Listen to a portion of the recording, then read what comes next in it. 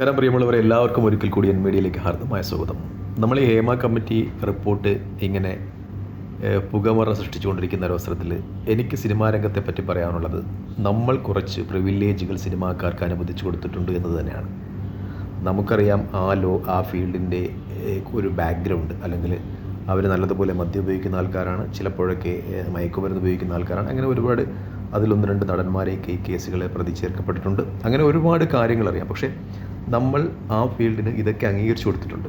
അവർ കലാകാരന്മാരാണ് എന്ന ധാരണയിൽ തന്നെ നാം ആ ഫീൽഡിന് കുറച്ച് സ്വാതന്ത്ര്യങ്ങളൊക്കെ അനുവദിച്ചു കൊടുത്തിട്ടുണ്ട്.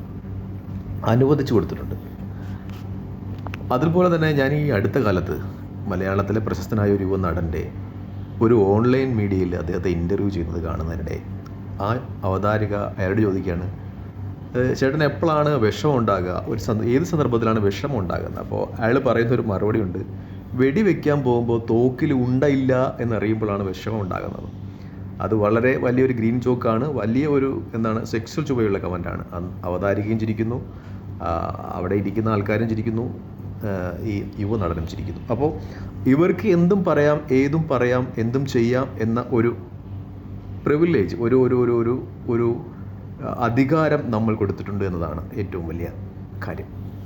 മറ്റൊന്ന്, ഞാൻ ചിലവരെയൊക്കെ ഈ മഹാനടന്മാരെ, മിക്കവാറും കോടികളൊക്കെ പ്രതിഫലം വഹിക്കുന്ന പല നടന്മാരെയും നേരത്തെ ഒരു പ്രവാസിയായിരുന്ന സമയത്ത് ഗൾഫിലൊക്കെ പ്രോഗ്രാം നടക്കുന്ന അവസരങ്ങൾ വന്നു കണ്ടിട്ടുണ്ട്.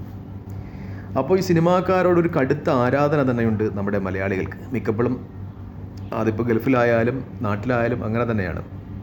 പണ്ടൊക്കെ ആണെങ്കിൽ, എൻ്റെ ചെറുതിലേക്ക് ആണെങ്കിൽ സിനിമാ പോസ്റ്ററുകൾ, അല്ലെ സിനിമാ നോട്ടീസുകളായിരുന്നല്ലോ പണ്ട്. സിനിമാ നോട്ടീസുകൾ ഇങ്ങനെ വിതരണം ചെയ്യുന്നു. ആ നോട്ടീസുകളൊക്കെ ഇങ്ങനെ സൂക്ഷിച്ചു വെക്കുന്ന ഒരുപാട് ആൾക്കാരുണ്ട്. പഴയ സിനിമാ വാരിക, അങ്ങനെയുള്ള വാരികകളിൽ വരുന്ന നടന്മാരുടെ പടങ്ങളൊക്കെ സൂക്ഷിച്ചു വെക്കുന്ന ഒരുപാട് ആൾക്കാരുണ്ട്. അതുപോലെ തന്നെ ഈ അവരുടെ ചിത്രങ്ങളൊക്കെ വെട്ടി ഈ ചുവരുകളിലൊക്കെ, സ്വന്തം റൂമിൻ്റെ ചുവരുകളിലൊക്കെ വെക്കുന്ന ഒരുപാട് ആരാധികന്മാരും. ഞാൻ പറഞ്ഞു വരുന്നത് മറ്റൊരു തലമാണ്.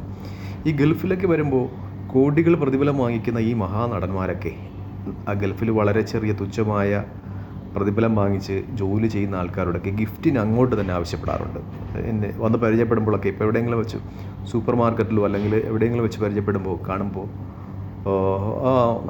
വലിയ ചാടയൊക്കെ ആയിരിക്കും, പക്ഷെ പരിചയപ്പെടും, കാരണം ഗൾഫുകാരനാണല്ലോ. അപ്പോൾ പരിചയപ്പെട്ട് കുറച്ച് കഴിയുമ്പോൾ എനിക്ക് ഗിഫ്റ്റൊന്നും തരുന്നില്ലേ എന്ന് അങ്ങോട്ട് ചോദിക്കുന്ന, കോടികൾ പ്രതിഫലം വാങ്ങിക്കുന്ന മലയാള സിനിമാ നടന്മാരുണ്ട് എന്ന യാഥാർത്ഥ്യം കൂടി നമ്മൾ തിരിച്ചറിയണം.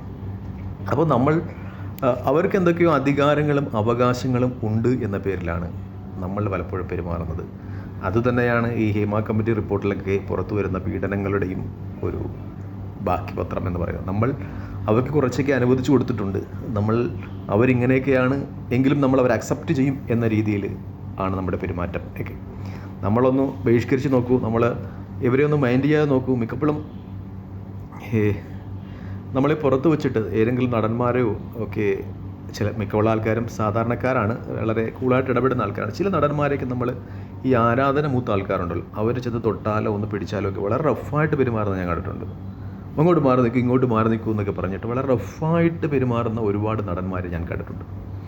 പക്ഷേ നമ്മൾ 10, 20, 30, 50 ഒക്കെ കൂട്ടിവെച്ച് കൊടുക്കുന്ന ഒരു സിനിമാ ടിക്കറ്റിൻ്റെ ബലത്തിൽ അങ്ങനെ ഒരുപാട് സിനിമാ ടിക്കറ്റുകൾ ചേർന്ന് കോടീശ്വരന്മാരായി വലിയ ബംഗ്ലാവും ആഡംബര കാറുമൊക്കെ സമ്പാദിച്ച ആൾക്കാരാണ് എന്ന ധാരണ അവർക്കില്ല. നമ്മളുടെ ഒരു ആരാധനയുടെ, അല്ലെങ്കിൽ നമുക്ക് അവരോട് തോന്നുന്ന ഒരു താരാരാധനയാണ് അവരുടെ ചോറ് എന്ന ധാരണ മിക്കപ്പോഴും അവർക്കില്ല എന്നതാണ് ഏറ്റവും വലിയ സത്യം. എൻ്റെ ഒരു അഭിപ്രായത്തിൽ ഒരു പരിധി വരെ നമ്മൾ ഈ സിനിമാ ഫീൽഡ് നിലനിൽക്കണം എന്ന് തന്നെയാണ് എൻ്റെയും ആഗ്രഹം. കാരണം ഒരുപാട് പേരുടെ ചോറാണ്, അന്നമാണ്. അതുമായിട്ട് ബന്ധപ്പെട്ട് ഒരുപാട് ആൾക്കാർ ജീവിക്കുന്നുണ്ട്. മഹാനടന്മാർ മുതൽ ലൈറ്റ് ബോയ്സ് വരെ ഒരുപാട് ആൾക്കാർ ജീവിക്കുന്നുണ്ട്.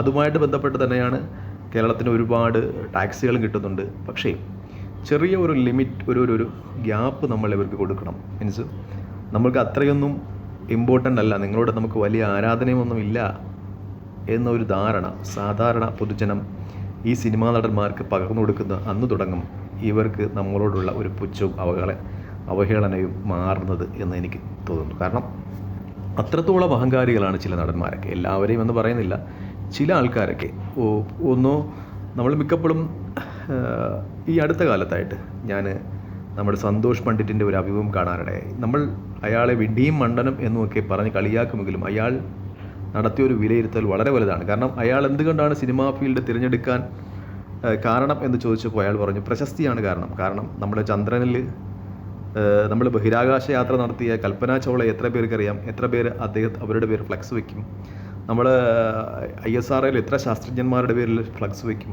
എത്ര മഹാന്മാരായ ആളുകളുടെ പേരിൽ നമ്മൾ ഫ്ലക്സ് വയ്ക്കും. പക്ഷേ നമ്മുടെ ഓരോ മലയാളിയും ഓരോ സിനിമ ഇറങ്ങുമ്പോഴും, മലയാളികളല്ല സൗത്ത് ഇന്ത്യയിൽ പ്രത്യേകിച്ച് കൂടുതലാണ്, ഈ സിനിമാക്കാരുടെ പേരിൽ ഫ്ലക്സ് വയ്ക്കും, അവരുടെ ഫ്ലക്സിന് മേൽ പാലാഭിഷേകം നടത്തും. ഇങ്ങനെയൊക്കെ കൂടുതലാണ് മലയാളികളുടെ. അപ്പോൾ സന്തോഷ് പണ്ഡിറ്റ് പറയുന്നത് ഇങ്ങനെ ഒരു അറ്റൻഷൻ, പൊതുജനങ്ങളുടെ അറ്റൻഷൻ എനിക്ക് കിട്ടുന്നത് ഞാൻ സിനിമയിൽ അഭിനയിച്ചാൽ മതി ആണ് എന്ന്, അല്ലെങ്കിൽ സിനിമയിൽ അഭിനയിച്ചാൽ എനിക്ക് ഇത്ര ഒരു അറ്റൻഷൻ കിട്ടുന്നു എന്നതിനാണെങ്കിലാണ് ഞാൻ കോമാളിത്തരമാണെങ്കിലും എൻ്റെ സിനിമയിലൂടെ ചെയ്യുന്നത് എന്നാണ് അയാൾ പറയുന്നത്. വളരെ ശരിയാണ്. കാരണം സമൂഹത്തിന് ഉപകാരം ചെയ്യുന്ന ഒരുപാട് മേഖലകളുണ്ട്. അവരെക്കാളുമൊക്കെ അറ്റൻഷൻ കിട്ടുന്നത്, അവരെക്കാളുമൊക്കെ പൊതുജനങ്ങൾ ഇഷ്ടപ്പെടുന്നത്, മനസ്സിലേറ്റി ആരാധിക്കുന്നത് ഈ സിനിമാ നടന്മാരെയാണെന്ന യാഥാർത്ഥ്യം നമുക്കുണ്ടാകണം, അല്ലെങ്കിൽ സിനിമാക്കാർക്കുണ്ടാകണം. അപ്പോൾ യുവമാർക്ക് കൊടുക്കുന്ന ഒരു അറ്റൻഷൻ, നമ്മൾ കൊടുക്കുന്ന ഒരു ആരാധന, ഒരു ആദരവ് ഒന്ന് കുറച്ചാൽ യുവമാരൊക്കെ ഒരു പിടി ഒതുങ്ങും എന്നാണ് എനിക്ക് പറയാനുള്ളത്. ഇത് സിനിമാ നടന്മാരുടെ കാര്യമായാലും നടികളുടെ കാര്യമായാലും ഇതാണ് ശരി. ഇവരീ കാണിക്കുന്ന ഈ ലോകമല്ല ഇവരുടേത്. ഇവരിങ്ങനെ ഇൻ്റർവ്യൂവിൻ്റെ മുന്നിൽ വന്ന് ഇങ്ങനെയൊക്കെ മുടികിട്ടുന്നതും ഒന്നുമല്ല ഈ സിനിമയുടെ ലോകം. ഏറ്റവും അതിൻ്റെ ബാക്ക്ഗ്രൗണ്ടുകൾ ഏറ്റവും ചീഞ്ഞു നാറിയതാണ്. ശ്രീനിവാസൻ പറഞ്ഞതുപോലെ ഈ കണ്ണട മാറ്റാൻ പറ്റില്ല സാർ, എൻ്റെ കണ്ണ് ചീഞ്ഞിരിക്കുകയാണെന്ന് പറഞ്ഞതുപോലെ ഈ സിനിമയുടെ കണ്ണട മാറ്റാൻ പറ്റില്ല. ഹേമ കമ്മീഷനിൽ അതുകൊണ്ടാണ് ഇപ്പോൾ പേരുകളൊന്നും പുറത്തുവിടാതെ, വ്യക്തികളെയൊന്നും പരാമർശിക്കാതെ ഇങ്ങനെ പോകുന്നത്. ഈ കണ്ണട ഊരി മാറ്റിയാൽ അതിൻ്റെ പിന്നിൽ ചീഞ്ഞളിഞ്ഞ കണ്ണുകൾ നമ്മൾ കാണേണ്ടി വരും എന്നത് തന്നെയാണ് എനിക്ക് പറയാനുള്ളത്. ഈ നാട്ടിലെ പൊതുജനങ്ങളോടാണ്, സാധാരണക്കാരോടാണ് നമ്മൾ ഒന്ന് സ്ട്രിക്റ്റ് ആകേണ്ടിയിരിക്കുന്നു. കാരണം ഞാനൊരു അഭിമുഖത്തിൻ്റെ കാര്യം പറഞ്ഞല്ലോ. ഒരു പെൺകുട്ടി സാറിന് എപ്പോഴാണ്, ഏത് സന്ദർഭത്തിലാണ് ഏറ്റവും കൂടുതൽ വിഷമം തോന്നുന്നത് എന്ന് ചോദിക്കുമ്പോൾ അയാൾ വളരെ വ്യക്തമായി ലൈംഗിക കലർന്ന വാക്കുകളിൽ പറയാണ്, വെടിവെക്കാൻ പോകുമ്പോൾ തോക്കിൽ ഉണ്ടയില്ലാതിരിക്കുമ്പോൾ. നമുക്കറിയാം വെടിവെക്കൽ എന്നത് എന്താണ്. നമ്മുടെ വെടിവെക്കൽ എന്ന അർത്ഥത്തിൽ നമ്മൾ ഉപയോഗിക്കുന്ന പദം എന്നറിയാം. അസാർമാർഗ്ഗമായ ലൈംഗിക ബന്ധത്തിന് പോകുമ്പോഴാണ് നമ്മൾ വെടിവെക്കുക എന്ന് പറയുന്നത്. അതൊരു അഭിമുഖത്തിനിടയിൽ വിളിച്ചു പറയുന്ന ഒരു നടനെ കൈയടിച്ച് പ്രോത്സാഹിപ്പിച്ച് ചിരിക്കുന്ന ഒരു സമൂഹം, ആ സമൂഹത്തിൻ്റെ ഒരു മനസ്ഥിതിയിൽ നിന്ന് നമ്മൾ മാറേണ്ടതുണ്ട്. എങ്കിൽ സിനിമാക്കാരും മാറും, ഈ സമൂഹവും മാറുമെന്നാണ് എനിക്ക് പറയാനുള്ളത്.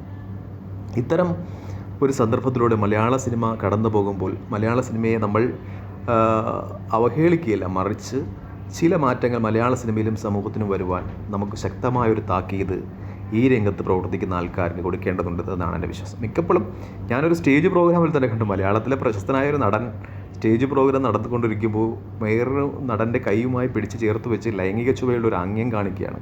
നമ്മളത് കണ്ട് ആസ്വദിക്കുകയാണ്. ഇപ്പോൾ വേറെ ഒരു ആളാണ് ചെയ്തതെങ്കിൽ, ഏതെങ്കിലും ഒരു രാഷ്ട്രീയക്കാരനോ അല്ലെങ്കിൽ വേറെ സാധാരണ രംഗത്തുള്ള ഒരാളാണ് ചെയ്തതെങ്കിൽ നമ്മളയാളെ അടിക്കും, നമ്മളയാളെ തെറി വിളിക്കും, സോഷ്യൽ മീഡിയയിൽ അവഹേളിക്കും, ആക്ഷേപിക്കും. പക്ഷേ നമ്മളത് കണ്ട് ആസ്വദിച്ചു, അടിച്ച് ഫിറ്റായി കോണ് തിരിഞ്ഞിരുന്ന അയാൾ കാണിക്കുന്ന ഒരു രംഗം നമ്മൾ ആസ്വദിച്ചു എന്നത് നമ്മുടെ പൊതുബോധത്തിന് നമുക്ക് തന്നെയും ലജ്ജ തോന്നേണ്ട ഒരു കാര്യമാണ് എന്നാണ് എനിക്ക് പറയാനുള്ളത്. നന്ദി, നമസ്കാരം, ജയ് ഹിന്ദ്. മറ്റൊരു വീഡിയോയുമായി കാണുന്നവരെ പ്രാർത്ഥനയിൽ ഉൾപ്പെടുത്തുക. ജയ് ഹിന്ദ്.